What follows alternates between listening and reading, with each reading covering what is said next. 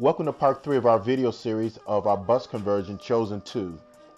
We have completed some of the framework of the queen size bed, and I am measuring the plywood for our queen size bed. I am planning to have a lift component for the bed to access our tremendous storage space that will be under our bed, and also insert our electrical panel that will be on the side part of our bed for easy access if needed. I've decided to use a combo AC-DC unit that will be easier to install for the circuit breaker and fuses.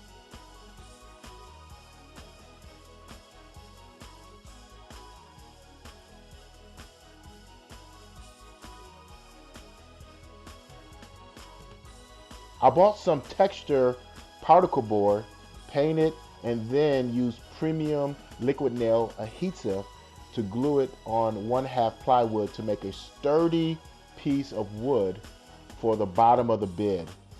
I measure and cut that wood so it can be one long piece that will fit under the bed.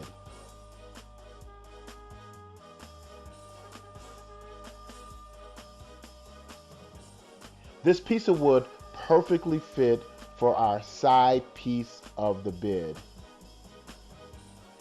In addition, I measure, cut, and insert the electrical panel on that wood and cut a hole for our diesel heater ductwork. Next, I decided to use 4-gauge wire to power up for the DC side of the electrical panel box, and 10-gauge for a power the AC side of that particular combo box. I use 12-gauge wire to power the outlets, the stove, the microwave, the water heater, and the refrigerator in this build.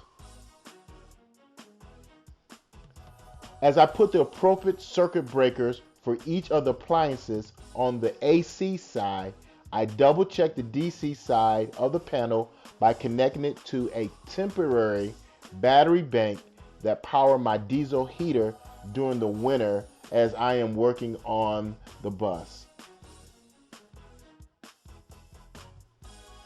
I continue to add the 2x4 to frame of the bed and also create a unique storage area under the headboard of the head of the bed that will be accessed on the side of the bed for whatever items we need to put in it.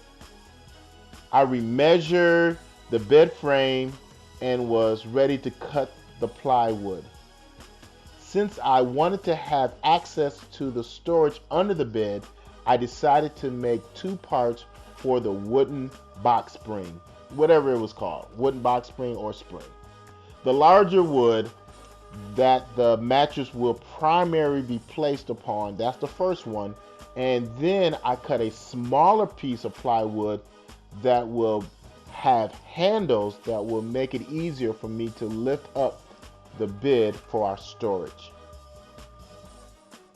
You notice I struggled to get that large piece in, so I had to move things around, remove things, and then finally I was able to get that larger piece of wood in our bed area. It's looking good. At this juncture, I needed more diesel fuel for my diesel heater, and I wanted to see how that will function with a top for the bed. It works very well. In addition, I screwed in 3 hinges to the main support of the bed, and now I have access to the storage and mechanicals of the bus. The wood is just a temporary hole. It's going to have some nice struts, or I may make a unique strut for this particular bed area. I have 2 cabinets, one next to our booth and the other one across from our booth.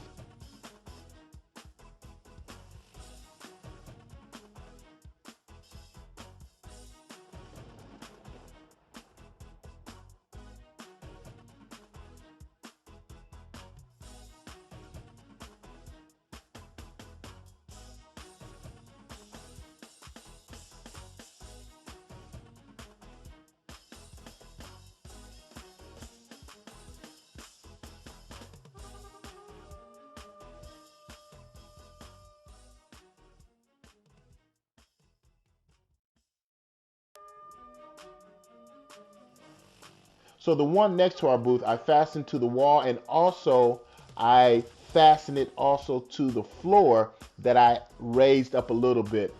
I also had to extend the floor so the booth can be able to be placed on a even level, because it was a 44-inch booth area that I wanted to have for at least two people to sit down as maybe we eat or just conversate or even play cards, whatever we wanted to do. Now the side entrance of the bus. Since the front of the bus will be our last part we're going to finish, I wanted to take us to the side entrance, and we're about 82% of the build is completed for this part or this area of the bus of Chosen 2. Starting at the kitchen with our refrigerator, our deep kitchen sink, and our induction stove on a spacious countertop, I decided to put the water heater underneath the sink. In our kitchen, our light switch, which I also include the bathroom light switch above the kitchen light switch. We decided to have a dimmer for our kitchen lights whenever we wanted to be or have a flexibility for the lighting in the kitchen. We decided to put the light switch in the ceiling in the back of Chosen 2, where our bed area and also our lounge area is located. Similarly, we also decided to have a dimmer switch for our ceiling lights. I did not install puck lights. It was easier and also brighter to install these LED lights that I like very much for Chosen 2.